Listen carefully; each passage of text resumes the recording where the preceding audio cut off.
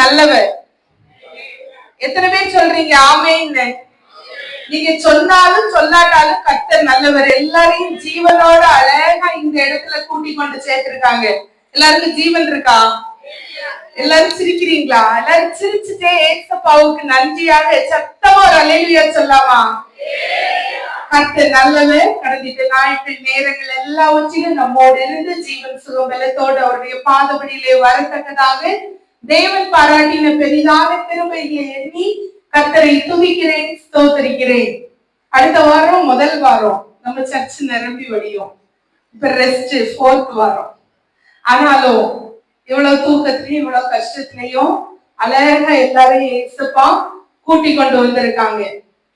இன்றைய தினத்துல ஏசப்பா நம்மோடு கூட பேசும்படியாகவும் ஏசப்பா தருகிற வார்த்தை ஏசப்பாவுக்கு கழுதை வச்சும் பேச முடியும். கழுதைய வச்சே ஏசப்பாவால பேச முடியும்னா என் பேரை இடையில போட்டுக்கணும். அப்படிதானே? கழுதைய வச்சே பேசுவார்னா என்ன கொண்டு ஏசப்பா என்ன சித்தமாய் உள்ளாரோ அது எல்லார்கிட்டையும் இந்த நாள்ல பேசுவாங்க. எல்லாரும் ஒரு நிமிஷம் கண்களை மூடி. வாஞ்சையுள்ள ஆத்துமாவை அவர் திருப்தியாக்குகிற தெய்வம். எங்களை நேசிக்கிற அன்பின் பரலோக பிதாவே, அப்பா உம்முடைய பாதபடியிலே வந்திருக்கிற ஆண்டவரே, பேசுகிறது நீங்கள் அல்ல, தேவனுடைய ஆவியானவர் என்று வேதத்திலே வாசிக்கிறோம். எங்களுக்கு என்ன மன்னாவை ஏசப்பா தர சித்தமா இருக்கீங்களோ அந்த மன்னாவை தந்து சந்தோஷத்தோடு இன்னைக்கு நீங்க எங்களை அனுப்பி விட ஆண்டவரே, உம்முடைய பாதபடியிலே கேட்கிறோம், ஜெபங்கேளும் பிதாவே, ஆமென். ஆதியாகமம் 41வது அதிகாரம் அதனுடைய 51வது வசனம் 52வது வசனம் வாசிங்க. யோசேப்பு என் வருத்தம் யாவையும் என் தகப்பனுடைய குடும்பம் அனைத்தையும் நான் மறக்கும்படி தேவன் பண்ணினார் என்று சொல்லி மூத்தவனுக்கு மனாசே என்று பெயரிட்டான். நான் சிறுமைப்பட்டிருந்த தேசத்தில் தேவன் என்னை பழுக பண்ணினார் என்று சொல்லி இளையவனுக்கு எப்ராஹிம் என்று பெயரிட்டார். இன்னைக்கு ஏசப்பா நம்மகிட்ட சொல்றாங்க, உன் வருத்தங்கள் யாவையும் மறக்கும்படி பண்ணுவேன், சிறுமைப்பட்டிருந்த தேசத்துல உன்னை ஆசீர்வாதமாய் வைப்பேன் என்று நம்ம ஒவ்வொருத்தர் கூட ஏசப்பா பேச போறாங்க. நம்ம சபையில அநேக விசுவாசிகள் உண்டு. நம்ம எல்லாரும் சொல்றோம் தேவனுக்கு ஏதாவது ஒரு காரியத்துல ஊழியம் செய்யணும்னு. ஒரு இடத்துல ஒரு சகோதரி இருந்தாங்களாம், ஒரு சபைக்கு போகிற ஆவிக்குரிய சகோதரி. அந்த சகோதரி சர்ச்சில் உள்ள அவ்வளவு லேடிஸோட நம்பரையும் வாங்கி வச்சுக்கிடுவாங்களாம். பாஸ்டருக்கு ஒரே டவுட், ஏதாவது இடர பண்ணுவாங்களோ, யாரு புதுசா வந்தாலும் நம்ம வாழ்க்கைக்கு அப்படி ஒரு கான்செப்ட் இருக்கும், 2 நிமிஷம் பேசிட்டா ஒருவேளை நம்மளை பத்திதான் பேசி இருப்பாங்களோ அப்படி ஒரு டவுட் இருக்கும். இந்த சகோதரி எல்லாம் வர்ற அவ்வளவு பேருக்கு நம்பரையும் ஓடி போய் வாங்கிடுது. என்ன விஷயம்னு தெரியலன்னு பாஸ்டருக்கு ஒரே டவுட். அநேக நாள் இப்படி நடந்துட்டே இருந்தது. ஒரு நாள் பாஸ்டரால பொறுக்க முடியல. அந்த லேடியே கேட்டார், நம்ம ஏன் வேற யார்கிட்டயாவது கேட்கிறோம், அந்த லேடியே கூப்பிடுவோம்னு சொல்லி அந்த லேடியை கூப்பிட்டு பாஸ்டர் கேட்டார், ஏமா யாரு சபைக்கு வந்தாலும் அவங்க போன் நம்பரை வாங்கிடுறீங்க ஏன் அப்படின்னு கேட்டார். அந்த சகோதரி சொன்னாங்க, ரகசியம் பாஸ்டர், அது ரகசியம், நான் உங்கள்கிட்ட தனியா பேசுறேன், அது தனியா சொல்றேன்னு சொன்னாங்களா. அப்ப பாஸ்டர் சொன்னாங்களா, என்ன ரகசியம் அப்படி, எனக்கு சொல்லலைன்னா எனக்கு மண்டையே வெடிச்சிடும், ஏதாவது ஆயிரும், நீ சொல்லிடு பாஸ்டர், ரகசியம், நீங்க அறிய வேண்டாம். இல்ல நீ சொல்லு. சகோதரி தனியா பாஸ்டர் கூட்டிட்டு போய் சொன்னாங்களா, எல்லாத்தையும் நம்பரை வாங்கி எல்லாருக்கும் ஒரே விஷயத்தான் போன் பண்ணி பேசுவேன். சிஸ்டர் நல்லா இருக்கீங்களா, நாளைக்கு சபைக்கு வரும்போது என்ன கலர் சாரி கட்டிட்டு வருவீங்க, நாளைக்கு சபைக்கு வரும்போது என்ன கலர் சாரி கட்டிட்டு வருவீங்க. பாஸ்டருக்கு புரியல. பாஸ்டர் நான் ஆண்டவருக்கு ஊழியம் செய்யறேன் பாஸ்டர், சாரிக்கு கலரை வச்சுட்டு எப்படி ஆண்டவருக்கு ஊழியம் செய்வா. நம்ம மக்கள் மறந்து போயிருவாங்க பாஸ்டர், நாளைக்கு ஆறாவது நின்று நான் கேட்ட உடனே எல்லாரும் சொல்லுவாங்க, ஐயோ ஆமா இல்ல, நாளைக்கு சர்ச்சுக்கு போனோம்ல பச்சை கலர் சாரி கட்டிட்டு, நாளைக்கு சர்ச்சுக்கு போனோம்ல. அவங்களுக்கு இன்டென்ஷன் என்னது இல்லையா, சாரிக்கு கலர் இல்ல. ஒருவேளை இந்த சகோதரி மறந்து கல்யாண வீட்டுக்கோ வேற எங்கேயும் அப்பாயின்மெண்ட் கொடுத்துட கூடாது. நாளைக்கு சபை காலையில 8:30 மணிக்கு சொந்த கலர் சாரியை கட்டிட்டு பத்திரமா வந்துருங்க. இவ்வளவுதான் பேச்சான். எத்தனை பேர் சாரிக்கு கலர் கேட்க போறீங்க? சர்ச்சில் உள்ள எல்லார்ட்டையும் போன் பண்ணி யாரு கேட்க போறா? ஆமீன் பலமா வருது. மாத்தாக கேட்க போறாங்க. சரி, ஊழியை இப்படியே செய்யலாம். எல்லாம் இருக்கட்டும், நம்ம எல்லாரும் ஆண்டோருடைய சன்னதியில வந்திருக்கிறோம். இங்க ஒரு அழகான மனுஷனை பற்றி இன்னைக்கு நான் சொல்ல போறேன். எல்லாருக்கும் தெரிந்த ஒரு மனுஷன், பேரு யோசேப்பு.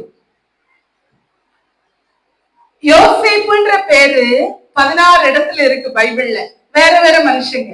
நான் சொல்ல போகிறது யாக்கோபின் மகனாகிய தகப்பனால் மிகவும் நேசிக்கப்பட்ட ஒரு அழகான மனுஷன். அவருடைய பேரு யோசேப்பு. போன வாரம் என் பிள்ளை கலர் கலரா ஒரு ட்ரெஸ் போட்டுட்டு இருந்தா, எல்லாரும் பல வர்ண அங்கின்னு சொன்னாங்க. அந்த பல வர்ண அங்கின்னு பேருக்கு சொந்தக்காரனான ஒரு யோசேப்பு. மகனுக்கு மேல அவ்வளவு பாசம் இந்த தகப்பனுக்கு. ஆதியாகமம் 37வது அதிகாரம் அதனுடைய 3வது வசனம் இப்படி சொல்லப்பட்டிருக்கிறது. இஸ்ரவேலின் முதல் வயதிலே யோசேப்பு தனக்கு பிறந்ததினால் இஸ்ரவேல் தன் குமாரர் எல்லாரிலும் அவனை அதிகமாய் நேசித்து அவனுக்கு பல வர்ண அங்கிய செய்து கொடுத்தான். தகப்பன் யோசேப்பு 11வது மகன், ராகேலின் மூத்த மகன். ஆல்ரெடி யாக்கோபுக்கு 10 குமார் 10 பிள்ளைங்க இருக்காங்க. ரொம்ப வயது செஞ்ச காலத்துல யோசேப்பு பிறக்கிறா யாக்கோபுக்கு.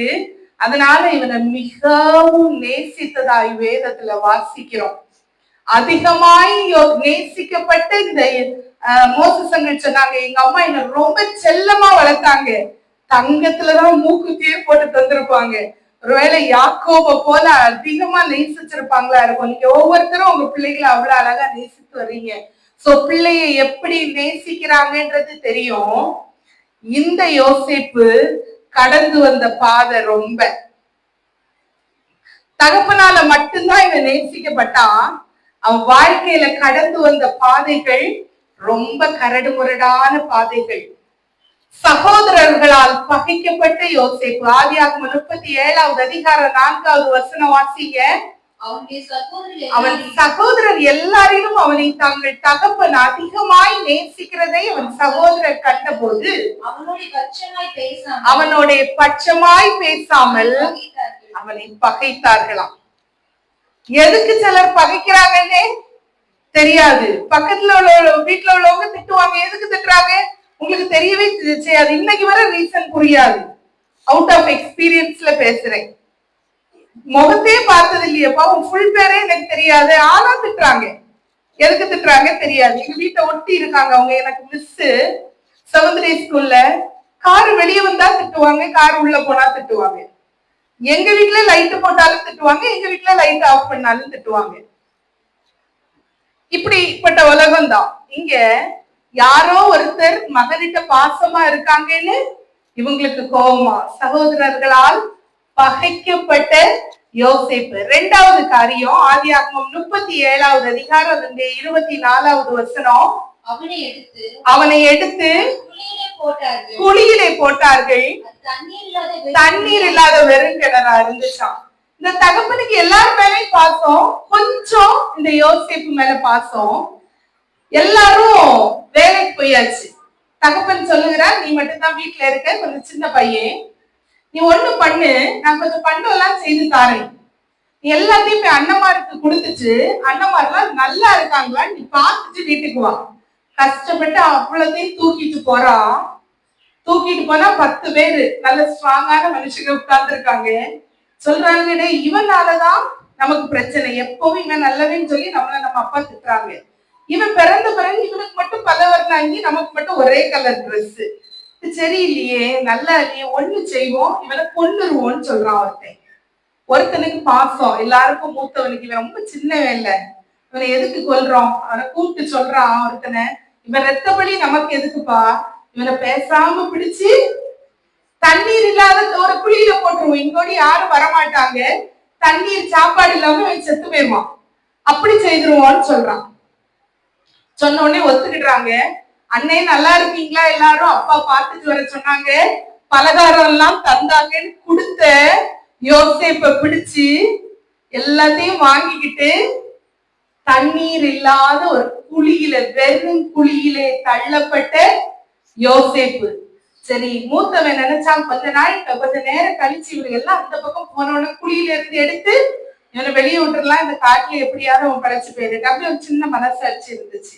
இன்னொருத்தன் இருக்கான் யூதான்னு, அவன் சொல்றான், இவனை குழியில போடுறதுனாலே நமக்கு பிரயோஜனம் இல்ல, இவனை கொல்றதுனாலே 5 காசு பிரயோஜனம் இல்ல, ஒண்ணு செய்வோம், கொஞ்சம் பிசினஸ் மக்கள்லாம் வாராங்க, பக்கத்து நாட்டுல போய் திங்ஸ் வாங்க, அவங்கள்ட்ட காசுக்கு வித்துருவோம். விற்கப்பட்ட யோசேப்பு செய்த தப்பு என்ன? ஒண்ணுமே இல்ல. நான் பைபிள்ல அழகா வாசித்தேன், நேற்றுக்கு 2-3 தடவை வாசித்தேன். யோசேப்பு என்ன செய்தான்னு எனக்கு புரியவே இல்லை. ஒண்ணு செய்தான், அண்ணன்மாரு நல்லா இருக்காங்களான்னு பார்க்க போனான், அண்ணன்மாருக்கு கொஞ்சம் சாப்பாடெல்லாம் சுமந்துட்டு போனான், காட்டுல நல்ல சாப்பாடு கிடைக்காதுன்னு. இந்த ஒண்ணு தவிர யோசேப்பு தப்பு செஞ்சதா நான் பார்க்கல. ஆனா கொல்லுவதற்காக எத்தனிக்கப்பட்ட யோசேப்பு, வெறும் குழியில தள்ளப்பட்ட யோசேப்பு, பிசினஸ்காரங்களுக்கு விற்கப்பட்ட யோசேப்பு. வாசிங்க ஆதியாகமம் 37வது அதிகாரம் 27வது வசனம். இஸ்மவேலருக்கு விற்று போடுவோம். அவங்க எல்லாரும் கொஞ்சம் திங்ஸ் வாங்க வராங்க, காசை வாங்கிட்டு இதாவது இவனால பிரயோஜனம், கொன்னாலும் பிரயோஜனம் இல்ல, குளிர தள்ளினாலும் பிரயோஜனம் இல்ல, வித்துருவோன்றாங்க. கொஞ்ச நேரம் கழிச்சு அந்த மூத்த அண்ணன் வாரான், குழியில தள்ள ஐடியா கொடுத்தான் இல்லையா, கொல்ல வேண்டான்னு. அவன் வந்து சொல்றான், நான் ஒரு நிமிஷம் அங்க போயிட்டு வரேன்னு சொல்லிட்டு போய் பார்த்தா வெறும் குழியில இல்ல. அழுறான், ஐயோ தம்பிய தள்ளி விட்டோம் இல்லடா வெறும் குழியில, இப்ப போய் பாக்குறேன் காணல. எல்லாரும் சேர்ந்து சொல்றாங்க, ஏதோ துஷ்ட மிருகம் அடிச்சு பீறி அவனை சாப்பிட்டுருச்சுன்னு சொல்றாங்க. நான் கதை சொல்லல, எல்லாரும் ரொம்ப சோகமா பார்த்துட்டு இருக்கீங்க. ஆதியாகமம் 37வது அதிகாரம் 33வது வசனம் வாசிங்க.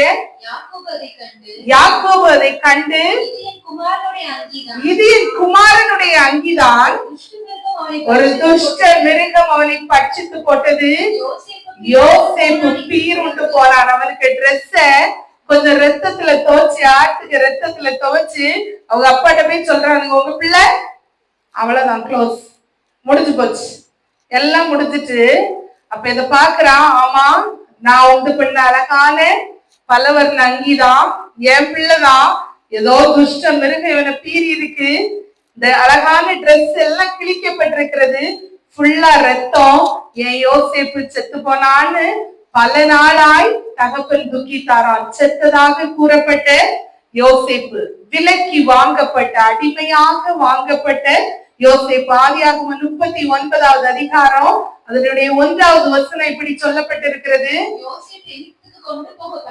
யோசேப்பு எகிப்துக்கு கொண்டு போகப்பட்டான். பார்வோனுடைய பிரதானியும் தலையாருக்கு அதிபதியுமான ஒரு இவனை வாங்கினான். இங்க எல்லாரும் அடிச்சு கொண்டு துவச்சு அவனை போட்டாச்சு. அங்க ஒருத்தன், ஒரு மினிஸ்டர், ஒரு தலையாரி வீட்டுல வேலை செய்யறதுக்குன்னு அடிமையாக வாங்கிட்டு போனான். அப்பாவுக்கு நேசிக்கப்பட்ட மகன். நான் பேச வேண்டிய நிறைய காரியங்களை ஏசப்பா சுனில் மூலமாக பேசினாங்க. நிறைய நேரங்கள்ல நானும் அவன் பேசும்போது யோசிச்சுட்டே இருந்தேன். நிறைய சந்தோஷங்கள், நிறைய ஆசீர்வாதங்கள் ஏசப்பா தரும்போது, ஆமா ஆண்டவரே இதெல்லாம் எனக்கு எதுக்கு தந்தீங்க கேட்டதே இல்லை. ஒரு செகண்ட் யோசித்தேன். யாராவது யோசித்தீங்களா? இதுக்கெல்லாம் நான் லாய்க்கே இல்லை, தகுதியே இல்லை ஏசப்பா, ஆனா இதெல்லாம் எனக்கு எதுக்கு தந்தீங்க, நான் இதுக்கெல்லாம் ஒர்த்தா, இப்படியெல்லாம் நீங்க எனக்கு அன்பு செய்ய ஒர்த்தா? ஒரு நாள் கேட்டதே இல்லை. எல்லாத்தையும் அமுக்கமா வாங்கி இப்படி சந்தோஷமா வச்சுக்கிடுவோம். ஆனா கொஞ்சம் கவலையோ டென்ஷனோ வந்த உடனே என்னெல்லாம் வரும் தெரியுமா? இந்த வாயில இருந்து துதித்தலும் சபித்தலும் ஒரே வாயில இருந்து வருமா. நான் தான் ராத்திரி பகலா ஆண்டவரே ஆண்டவரேன்னு கூப்பிடுறேன், எனக்கு என்ன செஞ்சீங்க, இந்த வாய் தான் சொல்லும். தந்தப்ப எதுக்கு தந்தீங்கன்னு கேட்காத இதே வாய் எனக்கு என்ன தந்தீங்கன்னு கேட்கும். அப்படி நல்ல வாய் தான் நினைக்கிறேன் எல்லாருக்கும். எத்தனை பேர் ஆமோதிக்கிறீங்க? அல்லேலூயா சொல்லாங்க. எத்தனை பேர் ஆமோதிக்கிறீங்க உண்மைதான்னு? ஆண்டவர்கிட்ட கேட்டது இல்லையா? எனக்கு மட்டும்தானே ஆண்டவர் எப்பவுமே கேட்டதே இல்லையா? அவ்வளவு நல்லவங்களா? எல்லாரும் முடிச்சுதான் இருக்கீங்களா? அழகான ஒரு பாட்டு பாடினா, என்ன பாட்டு? என்னை கைவிடாதிரும் நாதா. எத்தனை பேர் பாடியிருக்கீங்க? அவன் பாடியிருக்கான், என்கிட்ட சொல்லியிருக்கான். 4 வண்டி விக்கலன்னா பாட ஆரம்பிச்சிருவேங்கா. அப்பதான் எனக்கு புதுசு புதுசா பாட்டு வரும். ரொம்ப அழகா பாட்டான். என்னை கைவிடாதிரும் நாதா, என்ன நிந்தை நேரிடினோ, உமக்காக யாவும் சகிப்பேன், உமது பலனீரிடுமே, உமக்காக யாவும் சகிப்பேன், உமது பலனீ. இன்னொரு பாட்டு நான் சொல்லி தரவா? ரொம்ப கஷ்டம் வரும்போது என்ன பாடணும்னு? ஆனந்தமே. எல்லாரும் சிரிக்கிறீங்க. இனி கஷ்டம் வந்தா இந்த பாட்டை தான் பாடணும். என் கூட எல்லாரும் சேர்ந்து பாட போறீங்க. இப்ப எல்லா கவலை எல்லாம் விட்டுட்டு, யோசிப்புக்கு கவலை எல்லாம் ஒரு சைடு இருக்கட்டும், நம்ம கவலை எல்லாம் ஒரு சைடு இருக்கட்டும். இனி வாழ்க்கையில என்னைக்கு கவலை வந்தாலும், என்ன கஷ்டம் வந்தாலும், என்ன இல்லாம வந்தாலும், கொயர் பிள்ளைங்க எல்லாம் நல்ல சத்தமா பாட போறீங்க. என்ன பாட்டு தெரியுமா? ஆனந்தமே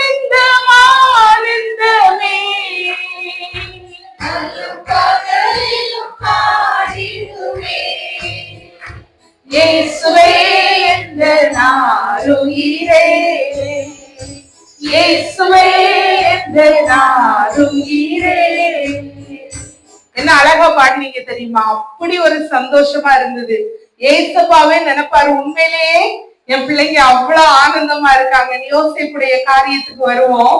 விலையாக வாங்கப்பட்டான் ஒரு தலையாரிட்ட, நல்ல வேலை செய்தான். அவனுக்கு அந்த வீட்டுல மதிப்பு ஜாஸ்தி. அவனுடைய மனைவி தப்பு தப்பா இவனை பத்தி எல்லாத்தையும் சொல்லிட்டா. மனைவி சொன்னா ரொம்ப நம்பிடுவாங்க யாரும். எப்பேற்பட்டவங்களும் என்ன காரியம்னாலும் நம்ம மனைவி சொன்னா உண்மையாதான் இருக்கும். இவனும் நம்புறான். நம்பி பிடித்தமான யோசேப்பை கொண்டு போய் செய்யாத தப்பிற்காக சிறையிலே தள்ளப்பட்ட யோசேப்பு. வாசிங்க ஆதியாகமம் 39வது அதிகாரம் 20வது வசனம். அநியாயமாய் சிறையில் தள்ளப்பட்ட யோசேப்பு. யோசேப்பின் எஜமான் அவனை பிடித்து ராஜாவின் கட்டளையால் காவலில் வைக்கப்பட்டவர்கள் இருந்த இடத்துல சிறைச்சாலையில ஒப்புவித்தானாம்.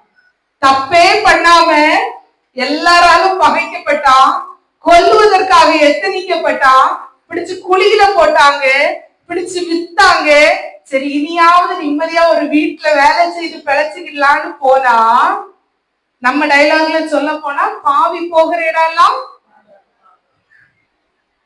இங்க அப்படிதான் இருக்கு. நான் வாசிக்கும் போது எனக்கு இந்த டயலாக் ஞாபகம் வந்தது.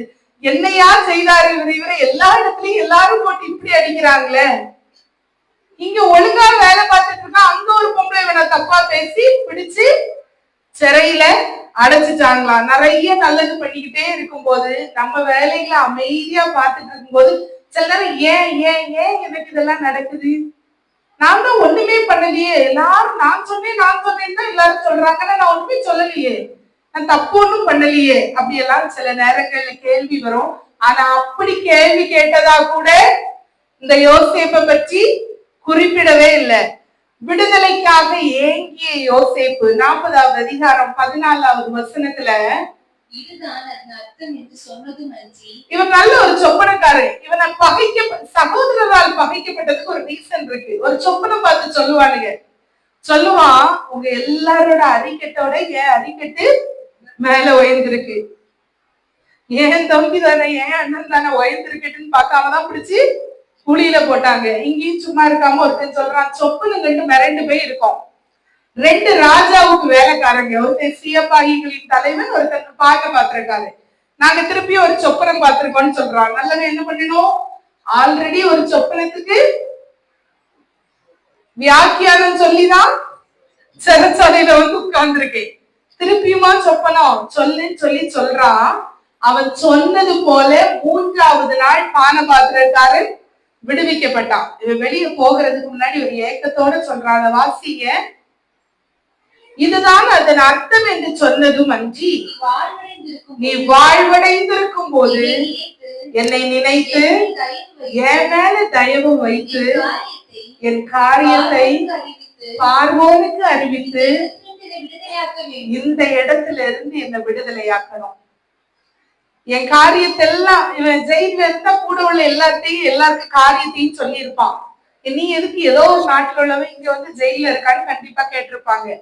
சொல்லியிருப்பான், எங்க அப்பாவுக்கு 11வது மகன் தான், ரொம்ப நேசிக்கப்பட்ட மகன் தான்.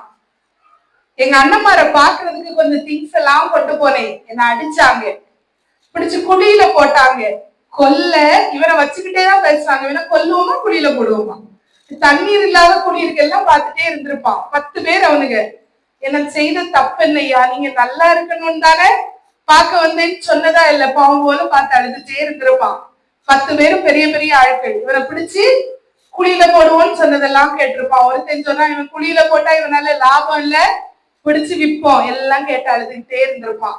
சரி, இனியாவது நல்லாயிரலாம். ஒரு வீட்டுல வேலைக்கு நின்னா அங்க அடிமத்தன வேலையும் பார்த்துட்டு ஒழுங்கா இருந்தவனை தப்பு தப்பா சொல்லி பிடிச்சு ஜெயில போட்டாங்களாம். ஜெயில ஒருத்தன் கேக்குறான், நீ நல்லா வாழ்த்து ராஜாவின் பக்கத்துல இருக்கும்போது என்ன நினைச்சுக்க, என் மேல தயவு வச்சுக்க. சில நேரங்கள்ல யாருக்காவது நிறைய உதவி செய்வீங்க, செய்துட்டு அவங்க நல்லா இருக்கணும்னு நினைக்கும் போது என்ன யோசிப்பீங்கன்னா, என்னைக்காவது இவங்க தயவு நமக்கு தேவைப்படும். இதை யோசித்து நான் இவங்களுக்கு பண்ணின இந்த உதவியை யோசித்து எனக்கு ஒரு நாள் இவங்க நன்மை செய்வாங்கன்னு நினைத்தா இந்த யோசேப்ப போல ஏமாந்து போயிருவீங்க. நான் அநேக காரியம் நைட் எல்லாம் யோசிச்சுட்டே இருந்தேன். இந்த பேசேஜ வாசித்து இந்த யோசேப்புக்கு மனநிலை எப்படி இருக்கும்? நம்ம சில நேரங்கள்ல உடஞ்சு போயிடுறோம் இல்லையா? நல்லது தானே செய்தோம், எதுக்கு இவ்வளவு கேவலம் அனுபவிக்கிறோம்? இவ்வளவு நான் பல நாள் உங்கள்கிட்ட சொல்லியிருக்கேன்னு நினைக்கிறேன்.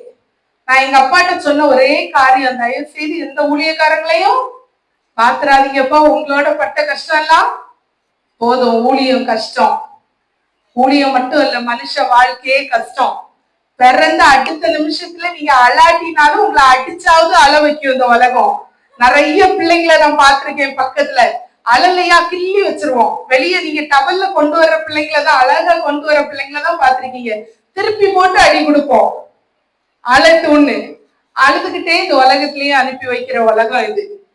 ஆனா இந்த கொஞ்ச நாள் உலக ஜீவியத்துல நிறைய கஷ்டம் இருக்கு. நிறைய பழைய காரியங்கள் எல்லாம் யோசிச்சுட்டு இருந்தேன். நாங்க கொஞ்சம் சின்ன பிள்ளைங்க ஸ்கூல்ல படிக்கும் போது ராத்திரி ஒரு போன் வருது, பாஸ்டர் என் மகனை போலீஸ் பிடிச்சிட்டு போயிட்டாங்க. அங்கெல்லாம் கொஞ்சம் சின்ன பிள்ளைங்க இல்லையா, ரொம்ப பயமா இருக்கும் போலீஸ்னா. அப்ப எங்க அப்பா கிளம்பி போறாங்க போலீஸ் ஸ்டேஷனுக்கு. எங்க சர்ச்சில் உள்ள பையன் தெரியாம வண்டி ஓட்டிட்டான், சின்ன பையன். தயவுசெய்து போலீஸ்ட போய் கொஞ்சம் விட்டுருங்க, அவனை கூட்டிட்டு வந்தாதான் நிம்மதி. எனக்காக ஜோம்னதை விட சர்ச்சில் உள்ள ஒவ்வொருத்தருக்காக ஜோம்னதெல்லாம் பார்த்துருக்கேன். பிறகு சர்ச்சுக்கு வாங்கன்னு கூப்பிட்டா நீங்க யாருன்னே தெரியாது பாஸ்டர் நினைப்பேன். இந்த ஊழியம் தேவையா?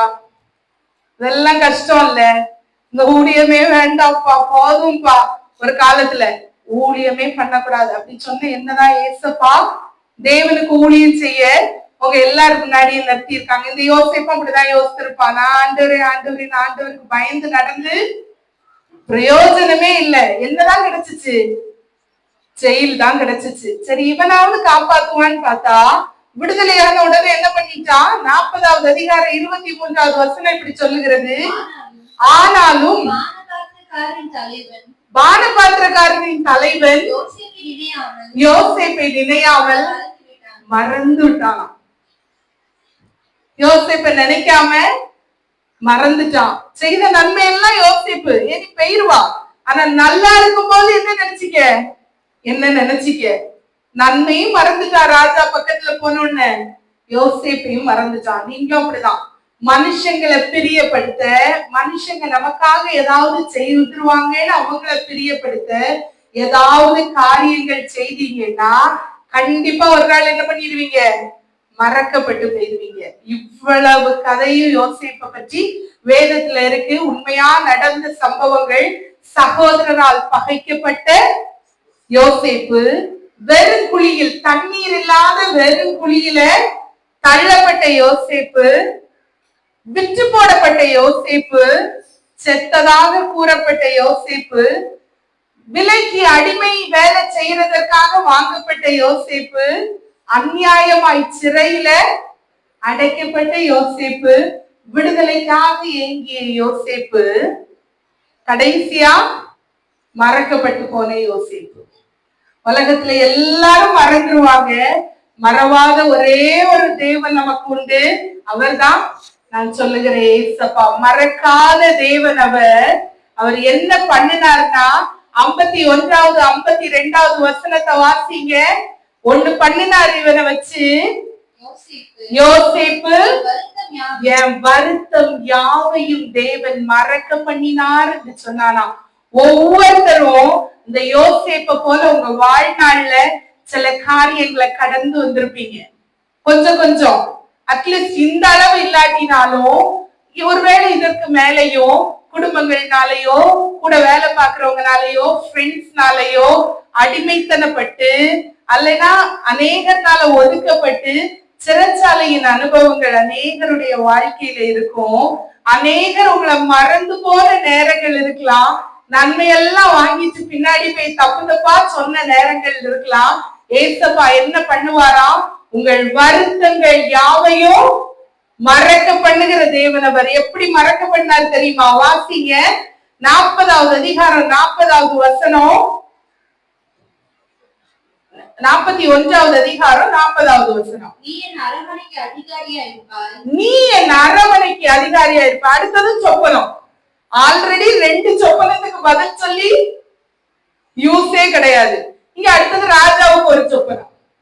ராஜா எல்லாரையும் கூப்பிட்டா சொப்பனத்தை சொல்ல ஒருத்தரும் இல்ல.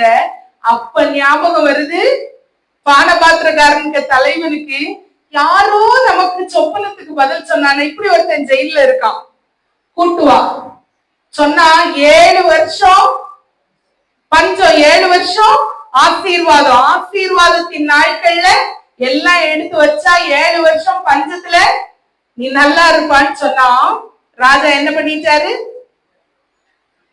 ராஜா என்ன பண்ணிட்டாரு? அதிகாரி ஆக்கிட்டாராம். எங்க செத்ததா சொல்லப்பட்ட யோசேப்ப இவனுடைய சொப்பனத்தை 2 தடவை மறந்துட்டாங்க எல்லாரும். சொப்பனாலத்தால்தான் அடி வாங்கினாரு, சொப்பனத்தினால்தான் மறக்கப்பட்டாரு. இப்ப ஏசப்பா அதே மனுஷனை, எல்லாரும் அடிச்சு நொறுக்கின மனுஷனை ஏசப்பா என்ன நினைச்சாராம்? உயர்த்த திட்டமுள்ளவரா இருந்தாராம். ஏசப்பா யோசேப்போடு இருந்தாரா. நான் சொல்லல, வேதம் சொல்லுகிறது. ஆதியாகமம் 39வது அதிகாரம் அதனுடைய 2வது வசனம் இப்படி சொல்லுகிறது, கர்த்தர் யோசேப்போடே இருந்தாராம். 39வது அதிகாரம் 21, 23ல இப்படி சொல்லப்பட்டிருக்கிறது, கர்த்தரோ யோசேப்போடு இருந்தார். கர்த்தர் யோசேப்போடு இருந்தார். கர்த்தரோனா எல்லாரும் அவனை மறந்துட்டாங்க, எல்லாரும் அவனை தப்பா நினைச்சாங்க. ஆனா கர்த்தரோ யோசேப்போடு இருந்தார். உலகத்துல யார் என்ன என்ன எது செய்தாலும் பரவாயில்ல, ஆண்டவர் யார் பக்கம் இருப்பாரா? நம்ம பக்கம் இருப்பாரா? அதுக்கு ஒரு நல்ல குவாலிட்டி யோசேப்பிட்ட இருந்தது. ரொம்ப அழகான குவாலிட்டி. 41வது அதிகாரம் 16வது வசனம். அப்பொழுது யோசேப்பு பார்வோனுக்கு பிரதியுத்தரமாக, நான் அல்ல தேவனே. ஒரு அழகான வார்த்தை இருக்கு அதுல, நான் அல்ல தேவனே. யோசேப்பிட்ட என்ன இருந்தது? யோசேப்புக்கு கூட ஆண்டவர் இருக்க என்ன இருந்ததுன்னு நான் நிறைய வாசித்தேன். என்ன இருந்தது? யோசேப்பிட்ட ஒண்ணுமே இல்ல. எதுக்கு? கர்த்தரோ யோசேப்போட இருந்தார். கர்த்தர் யோசேப்போட இருந்தார். இப்ப ஏசுப்பா என் கூட இருக்கன்னா நான் என்ன பண்ணணும்? இங்க ஒரு காரியம் சொல்லி இருக்கிறார் யோசேப்பு. ராஜா சொல்றாரு, நீ சொப்பனத்துக்கு அர்த்தம் கரெக்டா இருந்து நல்லா இருந்துன்னு சொன்னோன்னு சொல்றாரு, நான் அல்ல தேவனே. நம்ம சில நேரங்கள்ல என்னால முடியாதா, நான் அவ்வளவு படிச்சிருக்கேன், எனக்கு எவ்வளவு டேலண்ட் தெரியுமா, நான் அப்படி செய்திருவேன் இப்படி செய்திருவேன். ஆண்டவர் தந்ததை வச்சு தாழ்மைப்படுங்கள்னு இன்னைக்கு நம்ம சங்கீதத்துல கேட்டோம். அவர் எளியவனை குப்பையிலிருந்து எடுத்து சிறியவனை புழுதியிலிருந்து தூக்கி அவனை ஜாதிகளின் அதிபதிகளோடு உட்கார பண்ணுகிறவரா. உண்மையா இல்லையா? யோசேப்பை உட்கார பண்ணின தேவன். எத்தனை பேர் விசுவாசிக்கிறீங்க? எல்லாரும் முடிச்சிருக்கீங்க. இப்ப சந்தோஷமா பாடலாம்னு நினைக்கிறேன். பெற்ற தாயுமே தந்தையுமானவரே மற்றும் எல்லாம் எனக்கு நீரே. பெற்ற தாயுமே தந்தையுமானவரே மற்றும் எல்லாம் எனக்கு நீரே. வானம் பூமியும் மாறி மாறிடும் நீரோ வாக்கு மாறாதவரே. வானம் பூமியும் யாவுமே மாறிடும் நீரோ வாக்கு மாறாதவரே. எல்லாம் மாறி போச்சு. இவன் நினைச்சா இந்த போத்திபார் வீட்டுல நல்லாயிருவேன்னு, ஆகல. தகப்பன் பாசமா இருக்கிறதுனால அங்க நல்லாயிருவேன்னு நினைச்சா, ஆகல. ராஜாவுக்கு வேலைக்காரங்க நம்ம கூட இருக்காங்க காப்பாத்துவான்னு நினைச்சா ஒண்ணுமே நடக்கல. ஆனா பெற்ற தாயும் தந்தையுமான ஏசப்பா வாக்கு மாறாத தேவனா இருந்தாரு. உண்மையா இல்லையா? எத்தனை பேர் உண்மைன்னு விசுவாசிக்கிறீங்க? வானம் பூமியும் யாவுமே மாறிடும் நீரோ வாக்கு மாறாதவரே. விசுவாசத்தோட கையில தட்டி பாடலாமா?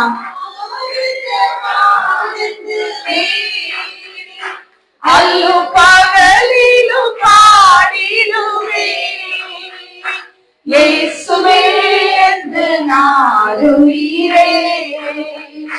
இயேசுவே என்று நாடுவீரே. ஏசப்பாவை இன்னைக்கு உயிரை போல சிநேகிச்சு, நான் இல்ல ஆண்டவரே நீங்கன்னு சொன்னீங்கன்னா எவ்வளவு உயர்ந்த அடைக்கலத்துல ஏசப்பா யோசிப்பை வைத்தாரோ அப்படியே வைக்க நல்லவர். ஆதியாகமம் 41வது அதிகாரம் 40வது வசனம் முதல் வாசிங்க. நீ என் அரண்மனைக்கு அதிகாரியாயிருப்பாய், உன் வாக்கின்படியே உன் ஜனங்கள் எல்லாரும் அடங்கி நடக்க கடவர்கள். சிங்காசனத்தில் மாத்திரம் உன்னிலும் நான் பெரியவனாயிருப்பேன். நம்ம லாங்குவேஜ்ல சொல்ல போனா நான் டம்மி தான், ராஜா டம்மி. சிங்காசனத்துல மாத்திரம்தான் நான் ராஜா, மற்றபடி இந்த உலகத்துல இந்த ஊர்ல இருக்கிற எல்லா ஜனங்களும் உனக்கு அடங்கி நடப்பாங்க. நீதான் என் அரண்மனைக்கு அதிகாரி. சொன்னது யாரு? ராஜா. ராஜாதான் சொல்றாரு, நீ ஏன் அரண்மனைக்கு அதிகாரி. அரண்மனைக்கு அதிகாரி யாரு? ராஜாதான் ஆக்சுவலா. ஆனா இங்க யோசேப்பை கூப்பிட்டு கொடுக்கிறாரு. யார் இந்த யோசேப்பு? சிறையில கிடந்த யோசேப்பு, அசிங்கப்பட்ட யோசேப்பு, அடிவாங்கின யோசேப்பு, குழியில தள்ளப்பட்ட யோசேப்பு, செத்துட்டான் கூட குடும்பத்தாரால மறக்கப்பட்ட யோசேப்ப ராஜா என்ன சொல்றாரு? நான் இனி டம்மி பீஸ் தான், என் அரண்மனைக்கு நீதான் அதிகாரி. இந்த சிங்காசனத்துல மாத்திரம்தான் சும்மா பேருக்கு நான் உன் மேல இருப்பேன். அடுத்த வசனம் வாசிங்க. பின்னும் பார்வோம் யோசேப்பை நோக்கி, பார், எகிப்து தேசம் முழுவதும் உன்னை அதிகாரியாக்கினேன் என்று சொல்லி பார்வோன் கையில் போட்டிருந்த முத்திரை மோதிரத்தை கழற்றி அந்த யோசேப்பின் கையிலே போட்டு மெல்லிய அழகான வஸ்திரங்களை, தகப்பன் கொடுத்தது பலவர்ண அங்கி, சிங்க இதெல்லாம் பீரிட்டுன்னு சொல்லி சகோதரர்களை கிழித்து கொண்டு ரத்தத்துல முக்கி கொடுக்கறாங்க. இப்ப எப்படியா? மெல்லிய ராஜாவுக்கு வஸ்திரத்தினால இந்த யோசேப்பை அலங்கரிச்சது மட்டும் இல்ல, தகப்பன் கூட வெறும் பலவர்ண அங்கியதான் போட்டு கொடுத்தாரு. இங்க என்னெல்லாம் தெரியுமா? ராஜா போட்டிருந்த மோதிரம், கழுத்துல சரப்பணி, வாசிங்க, அவனுக்கு உடுத்தி, பொன் சரப்பணியை கழுத்திலே தரித்து, தன்னுடைய இரண்டாம் ரதத்தின் மேல் அவனை ஏற்றி தெண்டனிட்டு பணியுங்கள் என்று அவனுக்கு முன்பாக கூறி வச்சான். ஒரு வனாந்திரத்துல பையெல்லாம் தூக்கிட்டு சகோதரருக்கு நடந்து சாப்பாடு கொடுத்தாங்க. வேதத்துல இன்னொன்னு இருக்க, வழி தப்பி தெரிஞ்சானாம். அந்த வனாந்திரத்துல ஒரு ஆள் தான் பார்த்து, உங்க அண்ணன்மாரு 10 பேர் தானே இந்த இடத்துல இருக்காங்கன்னு இன்னொரு ஆள் தான் நடத்தினாராம். கால் வலிக்க அந்த வெயில்ல நடந்த யோசேப்ப, சாப்பாட்டுக்கு வழி இல்லாத யோசேப்ப, அடிக்கப்பட்ட யோசேப்ப ஏசப்பா கூட இருந்ததுனால ராஜா சொல்கிறார், எனக்கு இரண்டாம் ரதத்துல ஏத்துறது மட்டும் இல்ல, இவனுக்கு முன்னாடி ஒருத்தனை தண்டோர அடிச்சு போக சொன்னாரு. இந்த ரதம் வரும்போது எல்லாரும் மக்கள் எல்லாரும் என்ன பண்ணணுமா? பணியணுமா? எனக்கு ஒரு டவுட், பானபாத்திரக்காரன் பணிச்சிருப்பானா? ராஜாவுக்கு பணி வந்தானே. இப்ப பானபாத்திரக்காரன் வேலைக்காரன் யாருக்கு? யோசேப்புக்கு. யாராவது யோசித்தீங்களா? பானபாத்திரக்காரனால மறக்கப்பட்ட யோசேப்பு நினைச்சிருப்பான், என் கூட சேர்ந்து ஜெயில வேலை செய்துட்டு இருந்தான், இப்ப இவனுக்கெல்லாம் நான் தலைவணங்கி பணியணும்.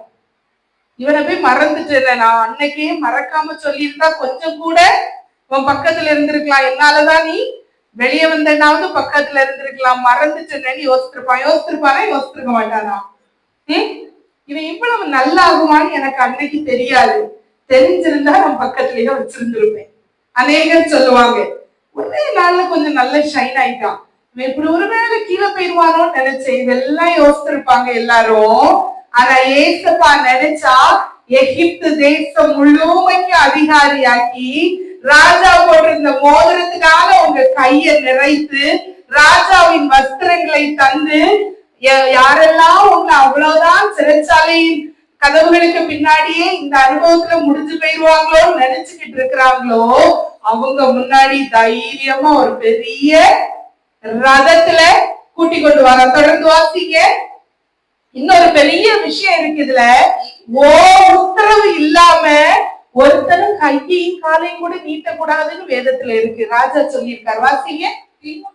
பின்னும் பார்வோம், யோசேப்பை நோக்கி நான் பார்வோம், ஆனாலும் எகிப்து தேசத்தில் உள்ளவர்களில் ஒருவனும் உத்தரவு இல்லாம கையையாவது காலையாவது அசைக்க கூடாதா? எப்படி ஒரு அத்தாரிட்டேட்டிவ் பவர் தெரியுமா இது? ஏய், இங்க யாரு சாரு? யோசேப்பு யாரு? அடி வாங்கினவரு, குழியில தண்ணி இல்லாம கிடந்தவரு, அடிமையாய் விற்கப்பட்டவரு, தப்பான சொல்லினால அவமானப்பட்டவரு, ஜெயிலுக்குள்ள கிடந்தவரு. அவருக்காக இந்த மேன்மை எல்லாம் நீ சொல்லாம, இந்த தேசத்துல நான் பார்வனாவே இருக்கட்டு, ஆனா ஓ உத்தரவு இல்லாம ஒருத்தனும் கையையோ காலையோ உயர்ந்த அடைக்கலத்துல வைக்கிற தேவன் நான் இல்லை, ஏன் தேவனேன்னு சொன்னா, ஆண்டவருக்காக நின்னா ஏசப்பா என்ன செய்வாரா? உயர் அடைக்கலத்தில் என்னை வைத்தவரை உந்தன் நாமத்தை எல்லாரும் கைகளை தட்டி, ஏசப்பா இந்த யோசேப்பின் அனுபவம் எனக்கு வேணும் ஆண்டவரே. எல்லாரும் கைகளை தட்டி சந்தோஷமா பார்க்கலாமா? உம்மை அல்லாது பூமியில் யாரையும் நம்பினேன், உயிருள்ள தெய்வமே. உம்மை அல்லாது பூமியில் யாரையும் நம்பினேன், உயிருள்ள தெய்வமே. எத்தனை பேர் அந்த தேவனை விசுவாசிக்கிறீங்க? கைகளை உயர்த்தி சத்தமா அல்லேலூயா சொல்லுங்க பாப்போம். அவரை மட்டும் நம்புதா, அவரை மட்டும் உயிருள்ள தேவனா நம்புதா உயர் அடைக்கலத்துல வைப்பாங்க. சந்தோஷத்தோட பாடலாமா? சத்தமா. உயர் அடைக்கலத்தில் என்னை வைத்தவரே உங்கள் நாமத்தை நம்பிடுவேன். உயர் அடைக்கலத்தில் என்னை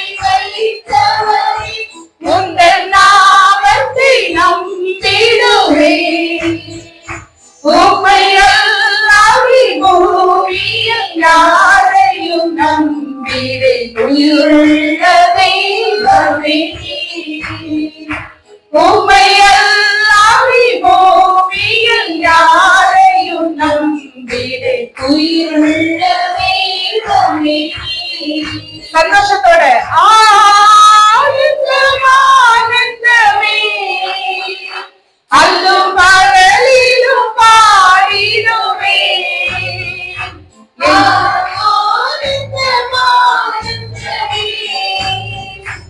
அல்லும் பகலிலும் பாடிடுமே. இயேசுவே எங்கள் ஆருயிரே, இயேசுவே எங்கள் ஆருயிரே. அதிகாரியாக ஆக்கப்பட்ட யோசேப்பு இப்ப எல்லா கணத்துக்கும் உரிய யோசேப்பு.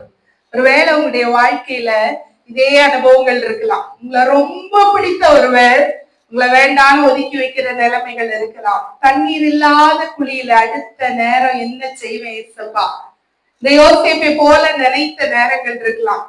என்னை இப்படி போய் வித்துட்டாங்களே எல்லாரும், இப்படி நான் இவங்களை ரொம்ப நம்பலனே, இவ்வளவு கேவலமா என்னை வித்துட்டாங்களே பரவாயில்ல, இல்லை உடைச்சிட்டாங்களே நொறுக்கிட்டாங்களே பரவாயில்ல, தப்பு தப்பா நான் சொல்லாததெல்லாம் சொல்லிட்டாங்களே பரவாயில்ல சொல்லிட்டு போட்டு நீங்க ஆண்டவருக்காக நின்னா ஏசப்பா உங்க கூட நின்னா தைரியமா சொல்லலாம். மனுஷன் என்ன செய்தாலும் பரவாயில்ல, கர்த்தரோ என் கூட இருப்பாருப்பா. கர்த்தர் மாத்திரம் என் கூட இருந்தா நான் எப்படி தெரியுமா, ராஜாவுக்கு கொஞ்சம் கீழே தான், ராஜாவே நம்பி பீஸ்தா ஏசப்பா எல்லாரும் பார்க்கத்தக்கதாய் என்னை அதிகாரியாய் வைக்கிறது மட்டும் இல்ல, இந்த வாரத்துல வாக்கு பண்ணியிருக்காங்க ஏசப்பா நீ வருத்தப்பட்ட நாட்களுக்கு நான் நீ நிறைய வருத்தப்பட்டல எல்லாவற்றையும் மறக்கும்படி செய்கிறவர். இருதயத்துல குத்திட்டு மறக்கவே இல்லை. இப்படி எல்லாம் சொன்னாங்க, ரொம்ப கஷ்டப்பட்டுட்டேன், நான் அழுதுட்டேன், உடஞ்சிட்டேன், எல்லாம் போகட்டும். இன்னைக்கு சொல்லுங்க ஆண்டவர்கிட்ட ஏசப்பா நீங்க என்ன உயர்த்த போறீங்க, என் வருத்தங்கள் யாவையும் மறக்கும்படி செய்கிற தேவன். மனாசேன்னு சொன்னான். மனாசேன்னு அர்த்தம் உன் வருத்தங்கள் யாவையும் மறக்கும்படி செய்கிற தேவன். ரெண்டாவது சொன்னா எப்ராயிம் நீ சிறுமப்பட்டிருந்த தேசத்துல உன்னை ஆசீர்வதிக்கிற தேவன். ஒருவேளை உங்க குடும்பத்திலேயோ தேசத்திலேயோ வருத்தங்களை அனுபவித்து இருந்தா சொல்லுங்க, ஆண்டவரே வருத்தத்தை அனுபவித்த எல்லாவற்றையும் என்ன மறக்கும்படி இன்னைக்கு நீங்க செய்ததற்காக ஸ்தோத்திரம். எத்தனை பேர் சொல்ல போறீங்க? கரங்களை உயர்த்தி சொல்லுங்க பாப்போம். ஆமென். கர்த்தர் நல்லவர், அப்படியே செய்வார். ஆமென் சொன்னா ஆண்டவரே இன்னையிலிருந்து என் வருத்தங்கள் யாவையும் மறக்கும்படி செய்கிறவர் மனாசே. ரெண்டாவது, சிறுமைப்பட்ட தேசத்துல நான் எங்க கேவலப்பட்டனோ, எங்க சிறுமைப்பட்டனோ, எங்க ரொம்ப தாழ்வா இருந்தனோ அந்த இடத்துல உயர்த்துகிற தேவன் அவர். எப்ராயிம் அர்த்தம் சிறுமைப்பட்ட தேசத்துல உன்னை ஆசீர்வதிக்கிற தேவன் அவர். எத்தனை பேருக்கு சந்தோஷம்?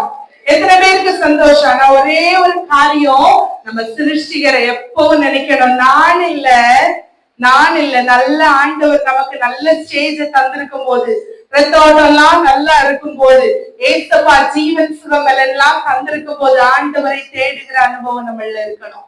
நான்ற திமிர் இல்ல, நான் இல்ல ஏசப்பா, நான் இல்ல ஆண்டவரே நீங்கப்பா, கொஞ்சம் அடங்கி இருக்கேன். ஆண்டவர் உங்களை ஏற்ற நேரத்துல உயர்த்தணும்னா என்ன செய்யணுமா? அடங்கி இருக்கணுமா? தேவன் உங்களை ஏற்ற நேரத்துல உயர்த்தும்படி அவருடைய பலத்த கரத்துக்குள்ள அடங்கி இருக்கணுமா? நிறைய பேர் யோசிச்சுட்டு சொல்லி இருப்பாங்க, நீ ரொம்ப உத்தமனா இருந்து என்ன கண்ட, ஏதாவது தப்பு பண்ணிருக்கியா? இல்ல, இப்படி ஜெயில எல்லாத்தையும் பேசியிருப்பாங்களாம். இவ்வளவு நீ நல்லதுதானே செய்த, என்ன பிரயோஜனம்? உனக்கு ஏதாவது பிரயோஜனம் உண்டா? இது வரைக்கும் இதெல்லாம் செய்திய யாருக்காவது ஒருத்தருக்கு நன்றி இருந்ததா? இல்ல. யோசிச்சிருப்பாங்கல்ல, நம்மள போல மனுஷன் யோசிப்பு, அந்த ஒரு நன்மை நான் காணலையே. ஆனா ஒண்ணு, கர்த்தர் மாத்திரம் உங்க கூட இருந்தா, கொஞ்சம் நீங்க அடங்கி இருந்தீங்கன்னா, நம்மை சிருஷ்டித்த தேவன் அவர் ஒரு நாளும் கீழே விழுறதற்கு விடவே மாட்டாங்க. எந்த சிருஷ்டிகரே உம்மை நினைத்திடவே தந்த வாலிபனாச்சரியே, எந்த சிருஷ்டிகரே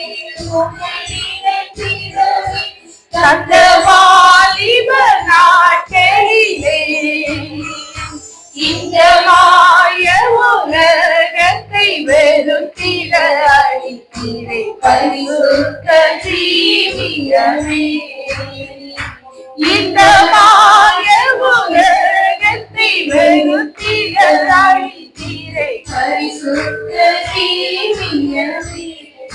டைம் ஆயிடுச்சு. கடைசியா ஒரே ஒரு காரியத்தை சொல்லி முடிக்க விருப்பப்படுறேன். ஒரு ரிசார்ட் இருந்தது, ஒரு ஹாலிடே ரிசார்ட். அங்க அப்பா மகன்களுக்கான ஒரு போட்டி வச்சாங்க. பெஸ்ட் அப்பாவுக்கும் பெஸ்ட் மகனுக்கும் அவங்க ஒரு தங்கத்தினால் ஆன கப்ப கொடுக்கிறதா அந்த ரிசார்ட்டோட ஓனர் சொல்லி இருக்காங்க. அப்படி அங்க ஹாலிடேக்கு போறவங்க எல்லாம் கூப்பிட்டு ஒரு காம்படிஷன் வைப்பாங்க. அப்ப 5 நாள் காம்படிஷன். ஒவ்வொரு காம்படிஷன்லயும் ஒவ்வொரு மாதிரி மகனை தோல்ல சுமந்துச்சு மலையில ஏறணும். இதுல எல்லா சென்சஸையும் யூஸ் பண்ணிக்கலாம். வேண்டாம்னா அது கரெக்டா ரேஷனலைஸ் பண்ணா மார்க். எங்க அப்பாவுக்கு கால் வலி, எங்க அப்பாவுக்கு மரம் ஏற தெரியாது, அந்த மலை ஏற தெரியாது, அதனால எங்க அப்பாவை கஷ்டப்படுத்த மாட்டேன், நான் அவங்க தோல்ல தொங்கி அப்படின்னு ஒரு பையன் சொன்னான்னா அதற்கும் அவனுக்கு மார்க் உண்டு. ஆனா ப்ராப்பர் ரேஷனலைசேஷன் வேணும். எல்லாவற்றையும் பார்ப்பாங்க. தனியா ஜட்ஜஸ் எல்லாம் இருந்தாங்க. டைம் ஆயிட்டு. நான் முழுவதுமாய் சொல்லல, ரொம்ப ஷார்ட்டா சொல்றேன். 5வது நாளுக்கு போயிருவோம் நம்ம. முதல் நாள்ல இப்படி மலை, 2வது நாள்ல ஒரு பிரிட்ஜ், 3வது நாள்ல அப்படி ஒவ்வொரு காரியங்கள் உண்டு. 5வது நாள் கடைசி காம்படிஷன். ஏன்னா கடைசி 5 நிமிஷம். அப்ப கடைசி காம்படிஷன். அந்த கடைசி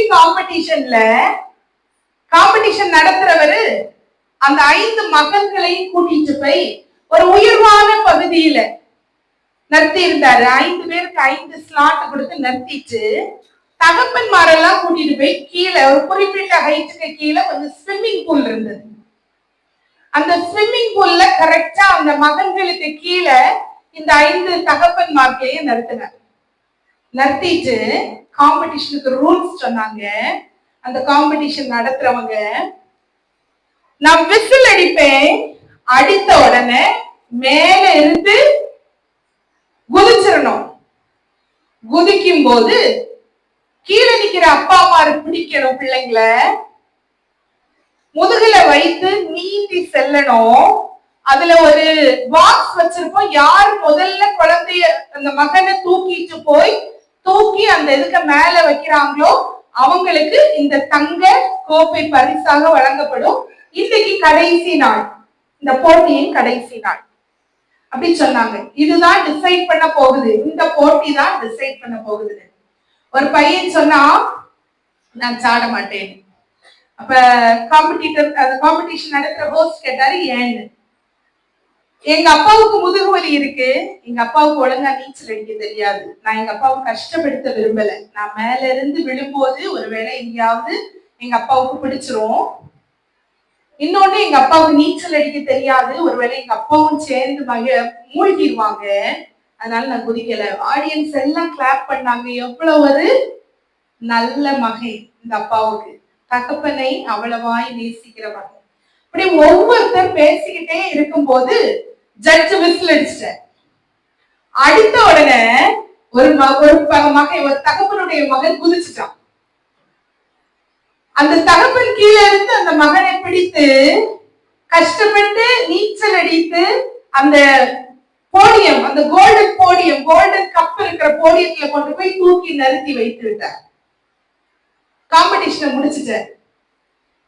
ஹோஸ்ட் ஓடி வந்தா மேல இருந்து கீழே அந்த பையனுக்கு பக்கத்துல போய், ஓ சக்சஸ், நீ இந்த கோல்டன் கப் வாங்கியிருக்க, இது 2 லட்சம் ரூபாய் மதிப்பு, உன் சக்சஸுக்கு நீ ரீசன் சொல்லணும்.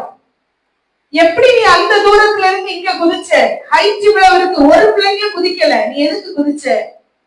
உங்க அப்பாவுக்கு நீச்சல் தெரியும்னு உனக்கு தெரியுமா அப்படின்னு கேட்டான். மகன் சொன்னா, எனக்கு எங்க அப்பாவுக்கு நீச்சல் தெரியுமா தெரியாதான்றது தெரியாது, நான் எவ்வளவு அடி உயரத்துல இருக்கிறேன்றது தெரியாது, ஆனா ஒண்ணு மாத்திரம் தெரியும், நான் விழுந்தது எங்க அப்பாவுக்கு கரத்துலன்னா எங்க அப்பா என்ன அழகா கொண்டு போய் சேர்க்க வேண்டிய இடத்துல சேர்த்துருவாங்க. எத்தனை பேருக்கு சந்தோஷம்? கைகளை தட்டி ஆண்டவருக்கு நன்றி சொல்லுங்க பாப்போம். இவ்வளவுதானா சந்தோஷம்? எத்தனை பேர் ஆமைன்னு சொல்றீங்க? சொன்னது எத்தனை பேருக்கு புரிந்தது? எல்லாருக்கும் புரிஞ்சது. நான் விழுந்தது ஆண்டவருக்கு கையிலன்னா, எங்க அப்பாவுக்கு நீச்சல் தெரியுமா தெரியாதான்றது முக்கியம் இல்ல. நான் அவருக்கு பிள்ளையா இருந்தா என்னை எங்க கொண்டு போய் சேர்க்கணுமோ அங்க கொண்டு போய் சேர்க்க என் தேவன் நல்லவர். எத்தனை பேர் விசுவாசிக்கிறீங்க? இந்த யோசிப்புடைய காரியத்திலே அப்படி நான் விழுந்ததெல்லாம் யோசிப்பு தான். ஆனா அதிகாரி ஆக்கினது தேவன். அவனுடைய வருத்தங்கள் யாவையும் மறக்கும்படி செய்து அவன் சிறுமைப்பட்டிருந்த தேசத்துல அவனை ஆசீர்வதித்து அவனை ராஜாவாக்கின தேவன். அந்த தேவனை தான் கூப்பிட நம்ம எல்லாரும் இந்த நாள்ல வந்திருக்கிற எல்லாரும்